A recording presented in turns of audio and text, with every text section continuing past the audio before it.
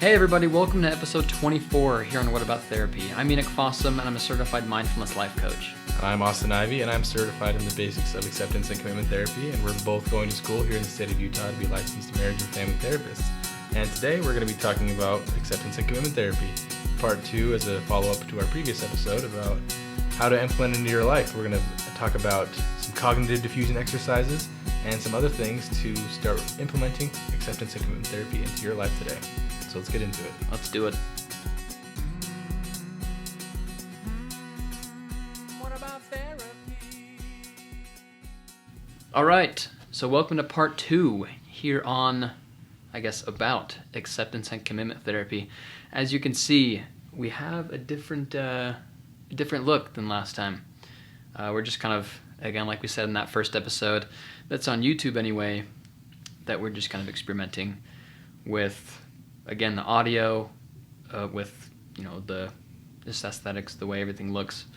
And this may be the breadwinner. And we're just gonna, we're gonna make it, slowly perfect it as we go on. So please be patient with us. And again, if you're listening to this on the podcast, like most of you are, this is also on YouTube. And so if you want video, if you like to watch the podcasts, I know a lot of people do. I know I do when I have the time. I love to just be playing the video while I'm, cleaning the house and stuff, and occasionally look at the video. Yeah. And kind of watch it. Makes it a bit more real and intimate, I guess. It's kind of annoying when you're listening to an audio only, and then there's obviously something visual going on in the podcast, and then you can't see it because you're on Spotify. And I listen to most everything on Spotify, and so sometimes I'll open it up on YouTube just to see that. So we're on YouTube if you want to see that, because we're probably going to get more and more visual with the things that we're doing anyways, because we want to focus more on YouTube because we want you to see our beautiful faces. So exactly. Why would you want to miss out on this? I mean, uploading to the podcast platforms are really simple and really easy, so we're probably going to be doing more stuff on YouTube in the future, but it's still going to be on the podcast, if that makes sense. It's always going to be on Spotify, Apple Music, wherever you get your podcasts from. So yeah, not to fear. Yeah, wherever you listen. And anyways, yeah, let's get into it. You can see little Zuko here. He wanted so badly just to jump up here and sit on the couch, so that's what he's going to be doing. He's being a good boy. Yeah. So if anything, you can go on YouTube and just look at the little guy. I mean, he's you can't see his head, but yeah, he's our clickbait. Okay, anyways, take us away, Austin. Austin knows a lot more, I'd say, about acceptance and commitment therapy than I do right now. He has already finished the training course, as you all know. I mean, he's certified in it, so. As you heard in the intro. He's official. Official to talk about it a little bit more. Yeah, so he's kind of going to probably, lead this discussion. And that's what we want this episode really to be, is a discussion in between Austin and I, but also do our best to involve you as the viewer or the listener. Yeah, just hear us rambling and having a conversation. Yeah. One thing we didn't really talk much about last time is what the acceptance part is of acceptance and commitment therapy. So that's something we really wanted to focus on today as we get started. Part. Yeah, I mean, it's the whole name too, so it's silly that we, omitted it last time, but we're definitely going to talk about it today. So to you, what is acceptance and commitment therapy? Yeah, so when I have read these books about acceptance and commitment therapy, a lot of the times they don't talk about exactly what that means. And so for the longest time I was like, I don't even know. It's pretty cool. It sounds cool. It's got a good ring to it. But the acceptance part in acceptance and commitment therapy, or ACT, is simply accepting your thoughts, accepting what happens in your life as it is. And you're not trying to change it. Because a lot of the times when we focus on a specific thing or a specific thought, that is when it really tends to get worse for the most part.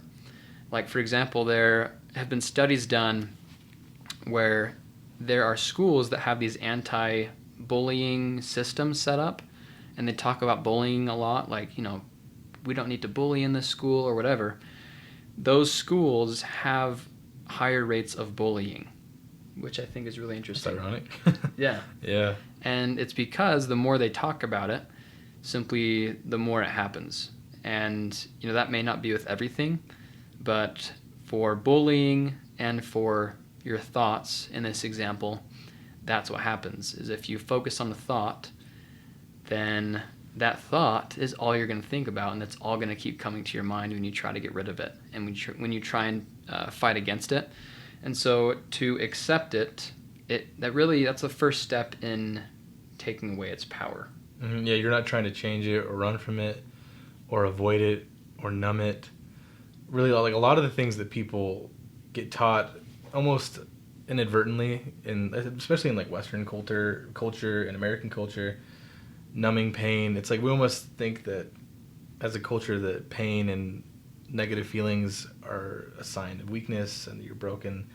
And so we try to avoid it or run from it. There's a lot of different medications. Like, I mean, even the name of anti-anxiety, antidepressant medications, it's the opposite of feeling those things. I don't know if that makes sense, but yeah. Our culture has become avoiding negative feelings and thoughts and emotions and running from them.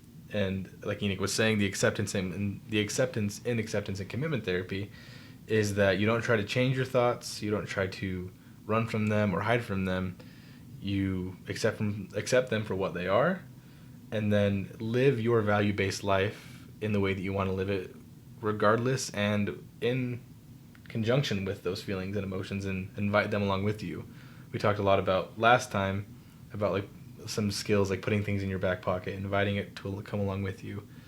And one really good metaphor that Stephen Hayes, the creator of Acceptance and Commitment Therapy, the writer of the book The Liberated Mind, the myth, the legend, the founder of all these things that we're talking about today, his metaphor for acceptance, to if you're a very visual learner like I am, this helped me understand what it looks like and what it means in your mind, like what you need to do. He calls it dropping the rope. And the best way to describe it is to imagine like your mental struggles as a monster or some type of evil character in a movie or a book. Imagine all your mental struggles as that scary monster. And now imagine you are in a fight with them in a game of tug of war. So that scary monster or demon, whatever it is the representation of all your problems. And your daily struggle with them, like your anxiety and your depression, is like a game of tug of war with them. And when we willingly engage with the negative thoughts and emotions, that monster, we are acting as if we're trying to win over it. We talked a lot about that last time with the chess pieces on the chessboard. We try to combat the negative thoughts with positive thoughts. The white pieces on the chessboard knock down the black pieces on the chessboard, but it's a never-ending struggle. The black chess pieces are always going to be there, and the monster is always going to be there.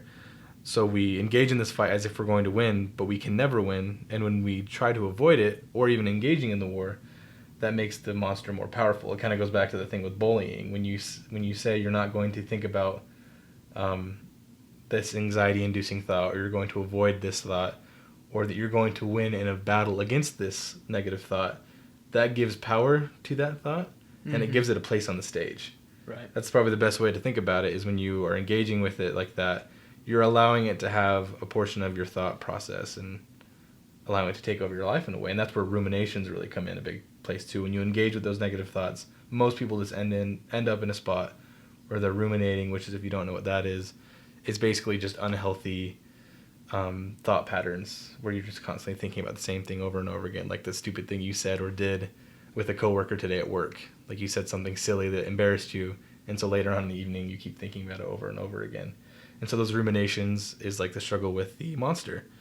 And so that tug of war goes on all day, every day, for a lot of people, myself including. And the acceptance and commitment therapy would mean that you just drop the rope. Not give up, like you might think. It's dropping the rope and saying, I'm not going to fight this war anymore. I'm not going to engage in this game of tug of war, which really is just a game. If at the end of the day, it's not going to kill you. It does real harm, but it's never going to kill you, and it's not going to take away anything from you, even though it might feel like it. All you're doing is saying, I'm not going to play anymore. The monster is still going to be there, and that's part of it too, is accepting the fact that monster is always going to be there in your life. But the acceptance is letting go of the struggle and allowing those feelings to exist and continuing to live your life in the way that you want to live it, while that monster kind of walks side by side with you the whole way. Yeah, and I think that's that's very powerful, because when I think our thoughts, where was I going with this? When we have issues and when we struggle with things like depression, anxiety, panic attacks, all these things, a lot of the times, especially in things like addiction, our brain thinks it's going to die.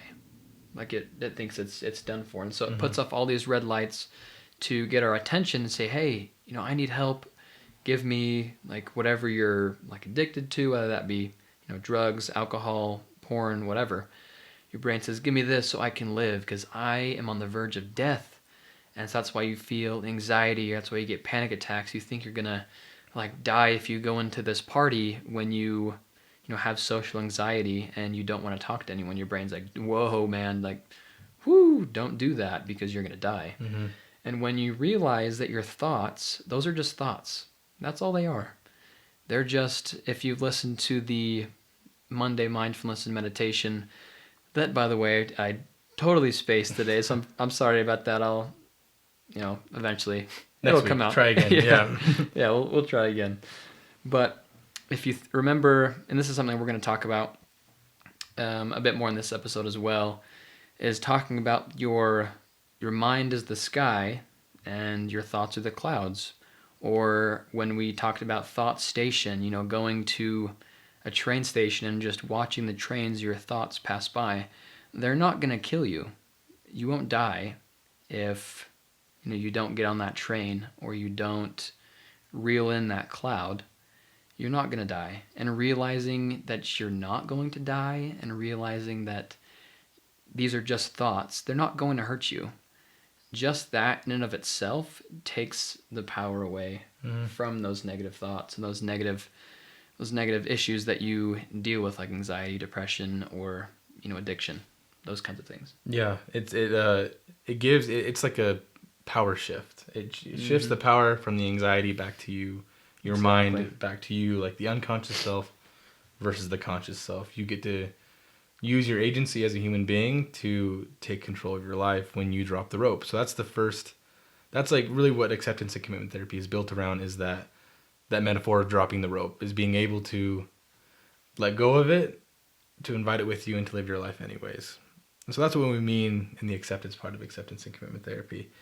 And that is not always an easy thing. And so the next thing we really want to talk about are some exercises to be able to do that. How can you get to the point where you can drop the rope and recognize the monster for what it is, rather than a monster, it's just thoughts? Because a lot of time that thoughts and negative feelings and emotions for people, it really is a monster to them. And the idea of going to a social situation, which I can relate to, I hate groups larger than like 10 people. It really does feel like you're going to die. I can relate to that. And I've tried to implement these exercises that we're going to be talking about, and they really have helped me. It's called cognitive diffusion, what we're going to be talking about. It helps you get a little bit of context on the situation and understand it for what it really is, because those thoughts and emotions are just thoughts and emotions. They're not lions lurking around the corner that are going to kill you. They're really just thoughts. And when we say that's like really what it comes down to, is recognizing thoughts for what they are. So cognitive diffusion, we said that. I guess I said that. The definition of it that I've gathered from a few different sources is the creating a space between you and your thoughts. Recognizing that it's two different entities within the same being, that your thoughts are different from you as a person, and that thoughts a lot of the times are uncontrollable. Talk about that, what is it? Inappropriate thought syndrome. Like that, we just have thoughts coming through our head all the time. Weird, inappropriate. It's like our dreams, how crazy our dreams can be sometimes. Yeah. You can't control your dreams. I guess you can, but to a certain extent. But like for example, Austin and I, for my wife and I, we have our birthdays are one day apart, and so we celebrated our birthdays together with Austin and his wife Emily, and we went to Lagoon, which is a little amusement park here in Utah, and we were at the top of a slide, like a big water slide, and I was like, what would happen if I jumped off right now? And then Austin and I are like, wait a minute, that's inappropriate thought syndrome. Yeah, it's funny. I forgot about that. Yeah, we all have them. And even, if you're driving in a car with a bunch of people on the freeway, like, what if I simply turned my steering wheel into oncoming traffic and hit a semi head on. All these people would die. Mm-hmm. Like, maybe it's just me. In fact, I know it's not just me. I know we all... I do that too. We all have crazy thoughts Weird like thoughts. that. Especially when it comes to... I mean, I don't have any kids yet, but I know I've heard a lot of stories and read a lot of stories about, new parents with these babies, and they just won't stop crying, and they have the inappropriate thought syndrome where they just want to literally throw the baby. Or there was this story, it's in, I think, Feeling Great, right there, by David Burns. He talks about how this dad wanted to throw his newborn off a 2-story building, and he didn't. That was just a thought that came to his mind, and it would keep coming to his mind. And that's why, he went to David for some help. For some therapy. Dr. Burns. Yeah, that just highlights how weird our thoughts can be sometimes. Yeah. And for people who are predisposed to anxiety disorders, or if you have some type of anxiety disorder, your brain's just going to fill you with these random thoughts, all based off of your past traumas and your lived experience and your DNA and your biological makeup. All these things are going to create these weird, inappropriate thoughts that you can't control, mainly based off of the traumas that you've experienced in your life. And the brain doesn't have a delete button, so it's going to continually tell you things that it thinks is doing you a favor. Your brain thinks it's doing you a favor by pushing these thoughts. A lot for anxiety-induced thoughts, I should say, and not those weird drive into oncoming traffic. Yeah. That's not a helpful thought. Those are just random electrical impulses in our brain that get turned into thoughts. But for those random anxiety-induced thoughts of what if this person is watching me? Or what if I did this? Everyone looked at me, what would happen? Those ruminations that just aren't helpful. The cognitive diffusion is to create space between you and those thoughts. It's detangling from the stories and warnings that your brain is trying to tell you and noticing them rather than engaging with them. Remember the drop the rope. Rather than playing the tug of war, looking across the mud pit or whatever at the monster and recognizing that is an anxious thought.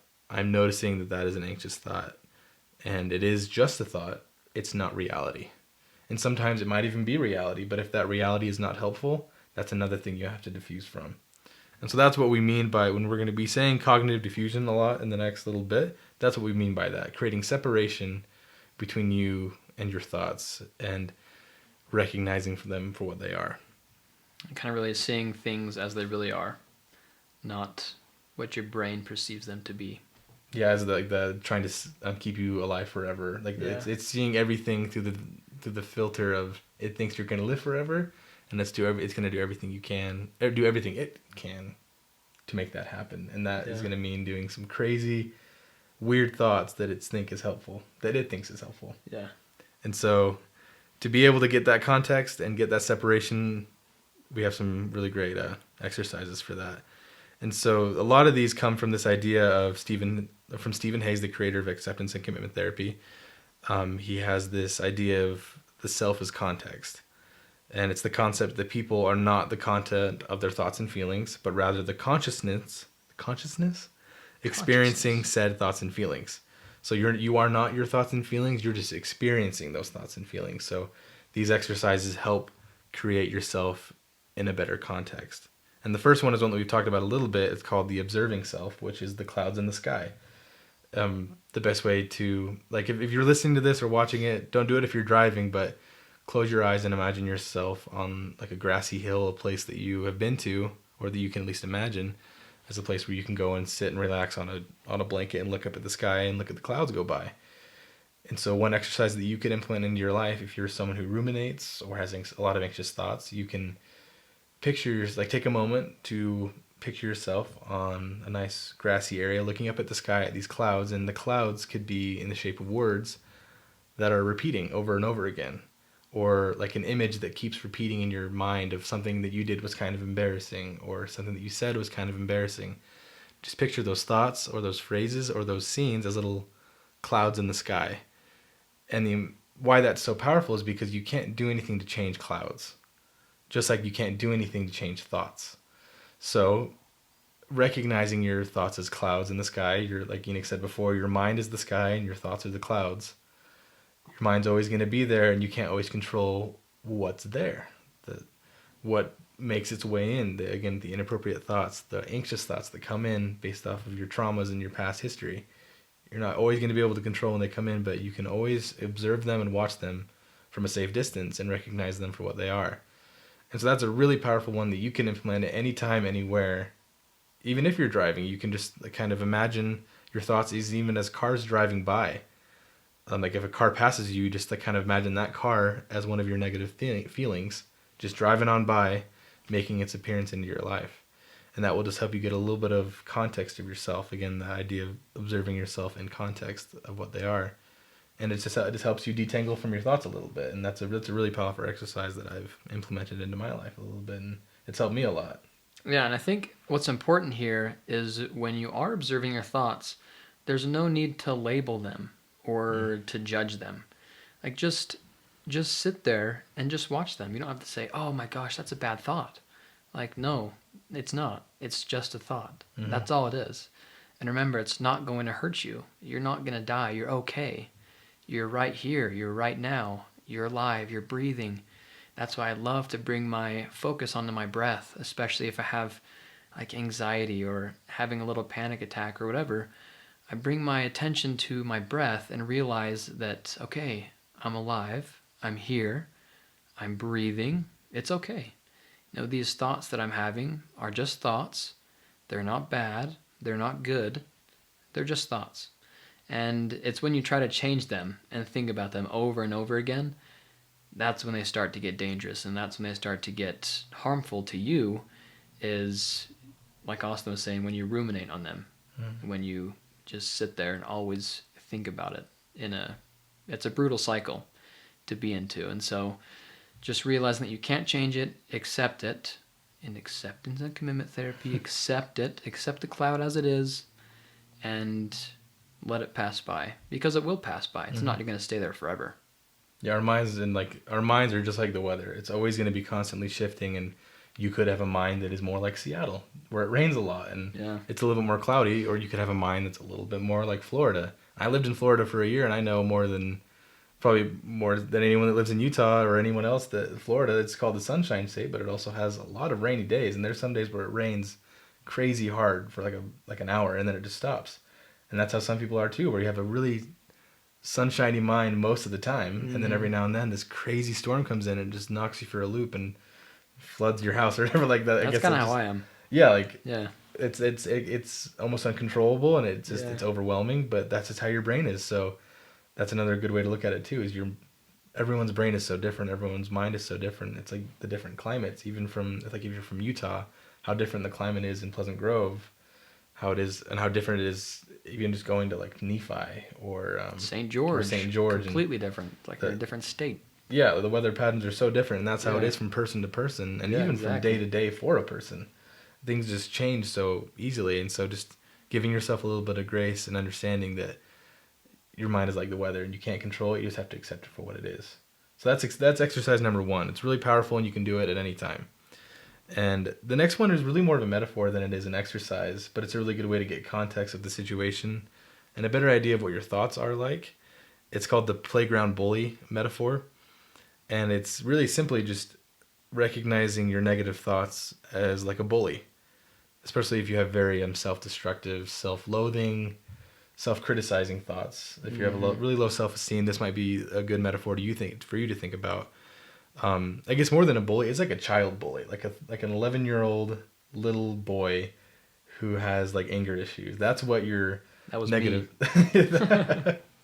That's what your negative thoughts are like. It's just like a child bully who's just acting. It's like really impulsive and doesn't have control over its emotions yet. That's how your emotions are. They're a kid with no control. Yeah. And so the good way to look at it is if you are an adult, or like if you're listening to this, I'm assuming you're probably a little bit older than an 11-year-old bully. Picture yourself as an adult in this situation, even if you aren't an adult. And if your thoughts are the bully, like a little child bully, are you going to let that child bully you?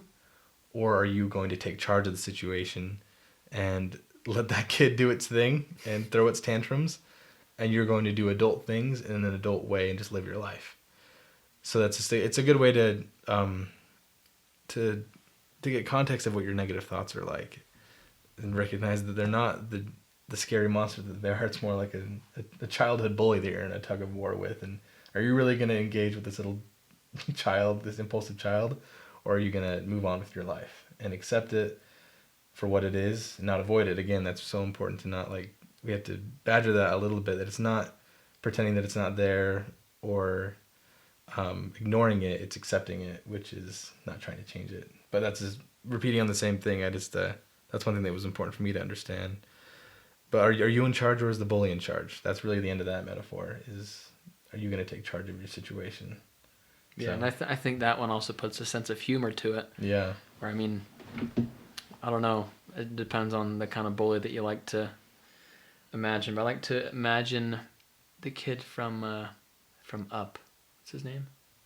Oh, it's not Carl. Carl's the bird. That's Kevin, isn't it? Carl's the old man. Kevin's the bird, and then it's Russell. I think his name is Russell. So I picture a kid like Russell in his like Boy Scout uniform coming up to me, you know, as I am now and trying to bully me. I'm like, whoa, okay. Like, you know, what's up, man? What are you doing? And just kind of, you know, let him do his thing and just kind of, you know, he'll go off and bully someone else. he'll go on go start like burning ants with a magnifying glass, like what kids do. And yeah, I'm just imagining it as a little kid, and they're gonna do kid things, and that might involve punching you or yelling at you, screaming at you, and then they're gonna move on, like Enoch said. That's a good way to look at it. So yeah, are you in charge, or is that little kid in charge? Are you really gonna let a little kid boss you around, and are you gonna just accept them as the little kid they are and keep living? And I mean, a lot of the times, you know, through my experience, I've been bullied a lot by the little child, and I've been like, oh, you know, I'm so sorry. Like, oh, what can I do? What can I do better? I'm so sorry. And that's when I would start to, you know, have a lot of negative self-talk and all that, but realize, hey, number one, the bully's not real.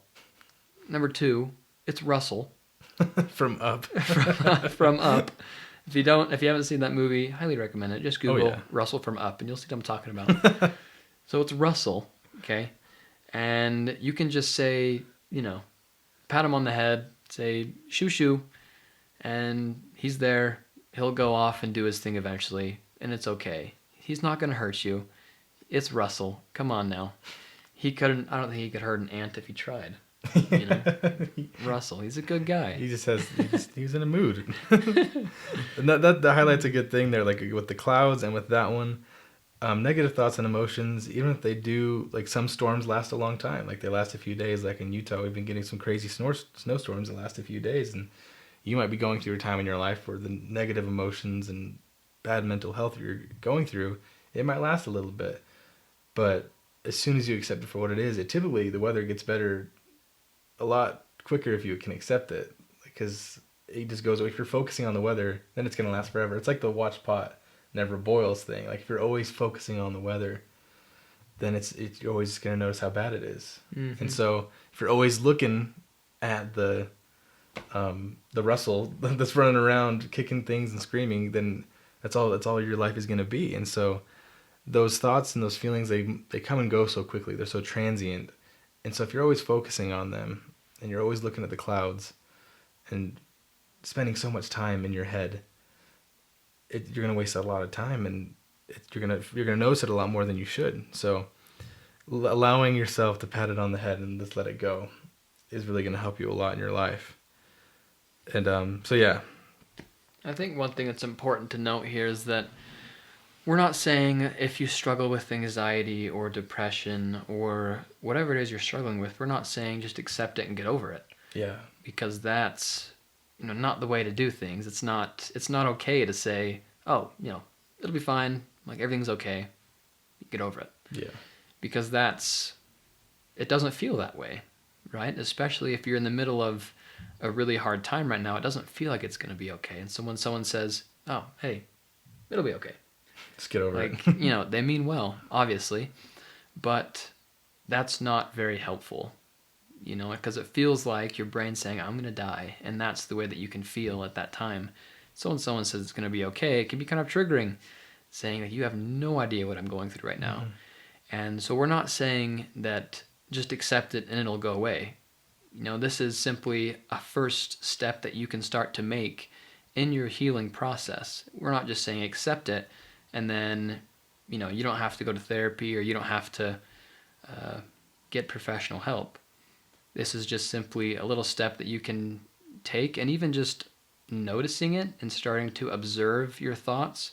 Like, yes, your thoughts can really be hurtful and physically weigh you down, physically make you ill. Just at least start to recognize it and start to accept them as they are.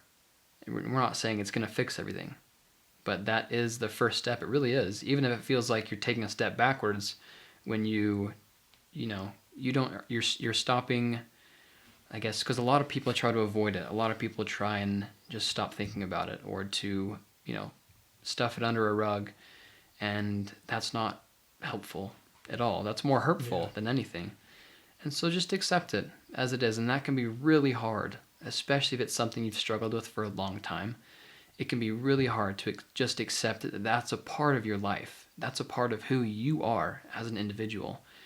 That can be hard, but it's necessary in the steps for change to accept it and say, it's part of who I am. This is what I'm going through right now, and I can do this, even though it may be hard in the moment.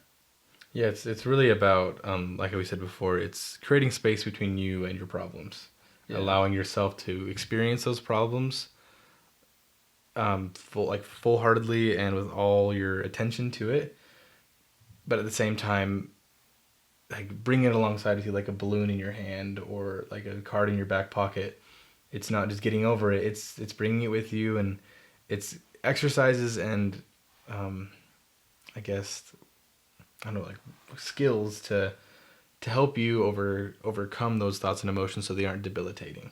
And so you can bring them along with you. It's not getting over it, it's bringing it with you. It's seeing it for what it truly is rather than trying to hide from the severity of it, I guess. And that takes practice. That's exactly why there are these mindfulness practices to do, because it can be a really hard thing to have a panic attack and say, oh, I'm just going to bring it along with me.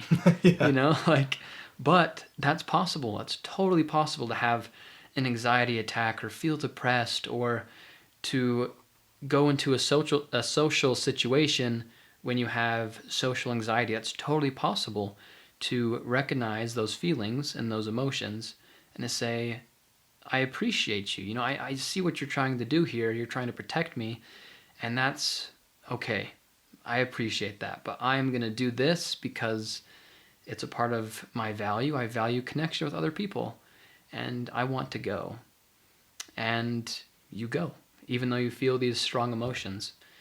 It's totally possible. And the more you practice it through these mindfulness exercises, and these exercises enact, the better you'll be at doing it. Yeah, absolutely. It takes a lot of practice to do these things, and to it's really a skill. It's like something you could put on a resume. It's just like any other skill or talent that you develop, like an instrument or playing a sport or learning any type of like technique. It's going to take some time. It's going to take some practice and focusing on it. And so these exercises, and there's so much more. If you do a Google search of cognitive diffusion exercises, there's PDFs, there's books, there's YouTube videos of bunch of stuff, a lot of stuff, and like metaphors, exercises, workbooks of things that you can do to detangle from your thoughts and to create space between you and your emotions. And one of the last ones being one that I thought was super interesting. It's called the word repeating technique, or the WORT. WRT. WRT. It's basically repeating a word or phrase long enough for it to lose its meaning, which I'll explain what that means and what it does. But you basically choose a word. Let's say you're just a really anxious person, and you are just ruminating about how anxious you are, and you have these feelings of anxiety. And for anyone who has anxiety knows exactly what I'm talking about. It's the icky feeling of just like impending doom. And that, for you, that's anxiety, or for whatever word that feeling is to you. You pinpoint what that feeling is in word form, and then you repeat it over and over again, and it starts to lose its meaning. It's like when you look at a word for a really long time and it starts to look weird. Like if you looked at the word like great or Harry Potter or any word in like anything really, if you look at it for long enough, it's going to start to look really weird. And sound weird if you say it enough. Yeah, like you say Reese's, like Reese's. It's just Reese's. Yeah, over time it's going to sound weird, and that's the whole point of this exercise. If anxiety is a problem for you, or depression is a problem for you, you just repeat the word over and over again. And so the specific exercise is to choose the word that you feel like is the representation of your problem, or like a phrase like "I'm so stupid." Like if that's what you keep telling yourself over and over again, and that's what's going through your brain, or "I'm so fat," or "I'm so pointless," or "I'm so worthless," or "I have no meaning," whatever it is, like you know what your phrase is if you're listening to this, or your word, and you repeat it once every second, or you say the phrase and then you have a 1 second space in between it for 30 seconds to a minute, or for however long it takes. It's usually about a minute. That's what the research has found, and this is a research technique by Stephen Hayes. He did a lot of research on this. That it was found that if you repeat these words, they start to lose its meaning. And the point of that, and the helpful part of it, is that as it starts to lose its meaning enough for you to diffuse from the thought, I'm going to restart there. You'll start to notice that the word will start to lose its meaning, and as that happens, you'll get a little bit of space in between to take control of your thoughts again.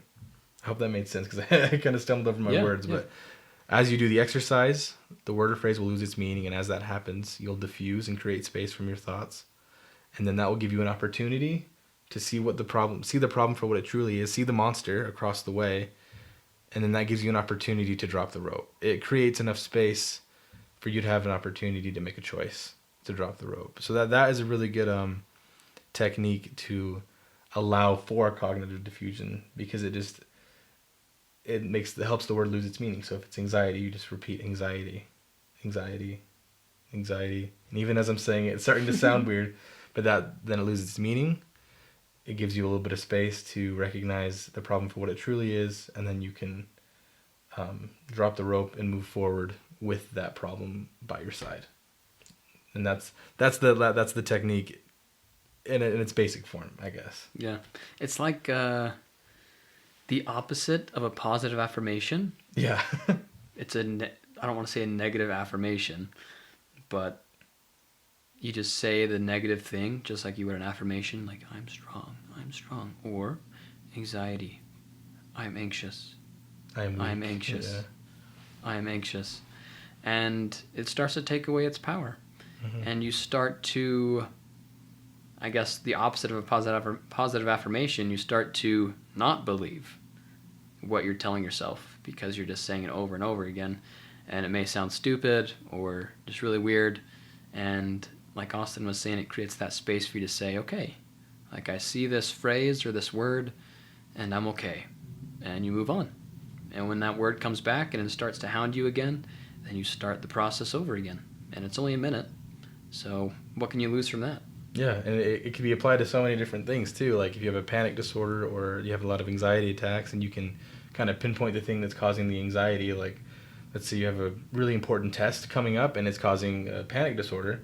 You can repeat the word geology test, like whatever it is, and it gives you a second to breathe and get some context and to see the problem for how it is, like how we've been saying. So I like the opposite of a positive affirmation. Yeah. It's basically what it is. It helps you stop believing in the lies that your brain is telling you. Yeah. And create that space that cognitive diffusion is meant to create. Exactly. So we talked about acceptance, and I realized that we haven't really talked at all about commitment. Yeah, that's true. Yeah. So there you go. Talk about that too. I mean, we're not going to do another 40 minutes of commitment here, mm-hmm. Just like we've had on acceptance. But real quick, commitment in acceptance and commitment therapy is simply committing to work towards a goal or a value, I guess I should say, to work towards values that you have and work towards things that can help you overcome whatever it is you're struggling with. So if you have anxiety, or let's say, social anxiety, for instance, you accept that you have this social anxiety. Okay, it's a part of you. And right now it doesn't seem like it's going away, and that's fine. You can just bring it along with you, and you commit to do something either that day, that week, even that month, to take little baby steps and work towards these values you have. If you have a value of connecting with other people, and I believe that I'd say most human beings value connection with other people. And honestly, that could be over like video games, over Zoom, whatever. Connection comes in a lot of different ways.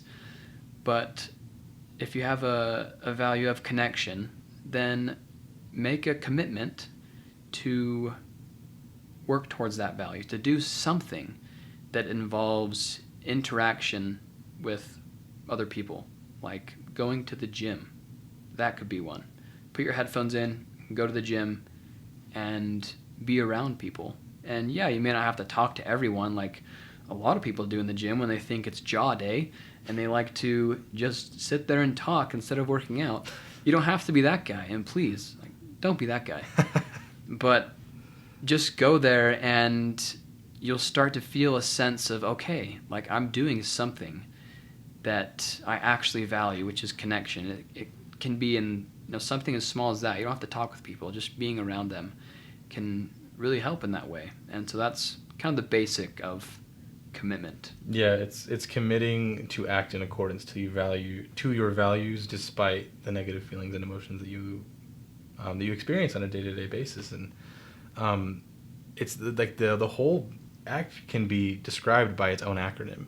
Like, it's ACT, and so you're choosing to act in a way that brings meaning to your life, and to act rather than be acted upon by all of these negative emotions and feelings that come your way, because that is it's just a fact of life that you're going to feel things and experience things that just aren't fun. And rather than running from them or hiding from them, or drinking to numb the pain, or smoking to numb the pain, or engaging in other inappropriate behaviors to numb the pain or numb the feeling towards it, that which is being acted upon, you choose to act in a committed way of chosen values.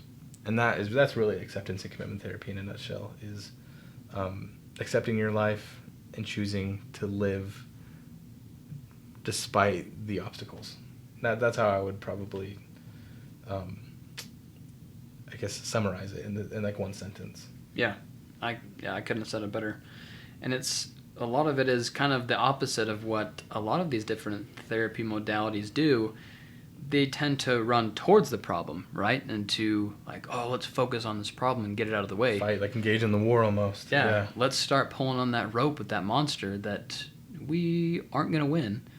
So instead of going towards the problem, you just drop the rope, accept it as it is. Boom, there's the problem. Now I'm going to move on.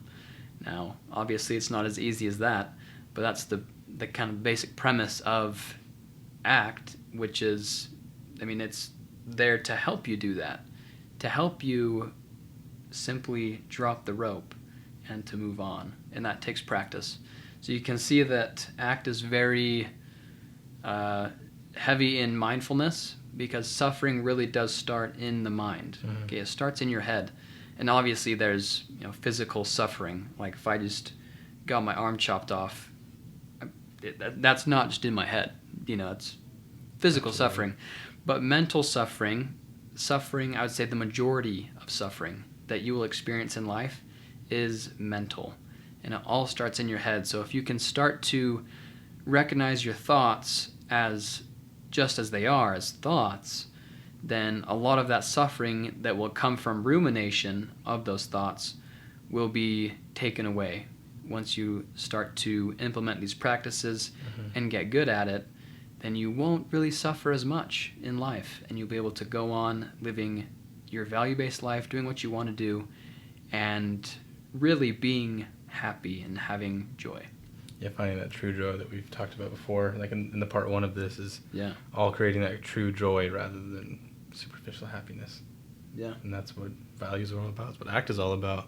So that's really it. That's part 2 right there. Yeah, we could talk about ACT for hours. Time. Like these were just 3 simple exercises that you can do. And moving on with the Monday mindfulness and meditations, a lot of the practices that we'll do there will be from ACT. And so you can simply go to any of those episodes and listen to that. It's a little guided meditation or a little mindfulness exercise that you can do right there. They're like, 5 minutes, if that. And they're really easy. Yeah, you can start to participate in that cognitive diffusion and to create separation between you and your unwanted and unpleasant emotions. There you go. So I hope you all learned something new this episode. If you liked it, again, just please leave a rating and review. And on YouTube, you can leave a like, go ahead and hit subscribe, and there you have it. It helps with that a lot. And on Spotify, too, if you're listening on Spotify, I noticed today that there's a really easy way to leave a rating. It's just like towards the top of the, I guess the episode, like towards like the picture, the profile picture for the podcast. There's just a star, and you don't have to like write anything down. You just press the star. You put how many stars you think we're worth. 5 star. I'd say 5. But you can put whatever you want because we'll take any feedback we can get. Really though. Really, a bad review is better than no review because at least it gives us an idea of how we're doing. So take that a few seconds to do that. Leave a like, even leave a comment on the YouTube video of telling something maybe you thought we were wrong about. Like we'll take any discussion. We'll respond to if you find something. And we'll talk about it in a future episode. We'd love to do that. We won't say your name, but unless you want us to. Yeah, for a shout out. We'll work it out. So just engage with the episode a little bit because it helps us out and we appreciate it. And we appreciate you guys listening as always.